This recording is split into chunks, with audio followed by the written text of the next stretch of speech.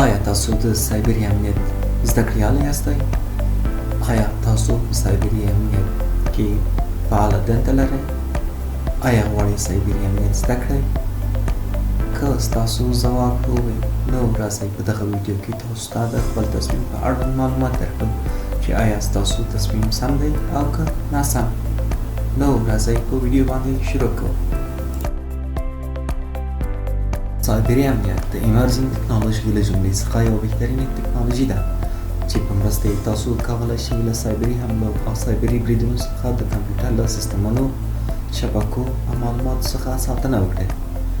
دا چې د ډیجیټلي نړۍ په دې عصر کې ټکنالوژي د انساني ژوند هر اړخ ته داخله شوې ده او انسانانو ته یې مختلف نوع اسانتیاوې رامنځته کړي دي، لکه آنلاین سوداګري، آنلاین بانکداري، ټولنیزه میډیا او داسې نور. ولې د دې ترڅنګ له بله اړخه د ټکنالوژي دغه ګټور اړخونه له ډول ډول ګواښونو سره مخ دي، لکه مالویر، فیشنګ، ډاس، ډیډاس، رانسمویر، سوشل انجینیرینګ او همداسې نور. سایبري امنیت مسلکیانو ته اشده اړتیا شتون لري تر څو د ډیجیټلي ژوند د ټولو اړخونو حفاظت تضمین کړي. د پخوا په نسبت د سایبري امنیتي متخصصینو او مسلکیانو ته دغه اړتیا نوره هم د ودې په حال کې ده. یعنې د 2022 او 2023 کلونو ترمنځ د سایبري امنیت په برخه کې د کاري فرصتونو کچه 12.6% زیات شوې ده، چې یوازې د امریکا په متحده ایالاتو کې د 2022 کال تر اخیره د سایبري امنیت په برخه کې 7,946 کاري پوسټونه خالي وو.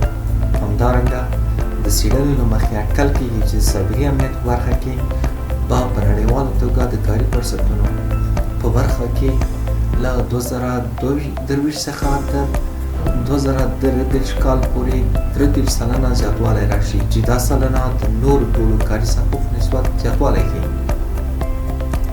نړیوال تخمینونه ښیي چې د سایبري امنیت په برخه کې د شته خالي بستونو د ډکولو په خاطر 4 میلیونه سایبري ځواک یا بشري نیرو ته اړتیا شتون لري، چې د دغو متخصصینو منځنی کلنی معاش په نړیواله توګه د 2023 کال په مای میاشت کې 1,60,380 امریکایي ډالر ټاکل شوی و، چې له دې رقم څخه د سایبري امنیت اهمیت په ښه توګه څرګندېدلی شي.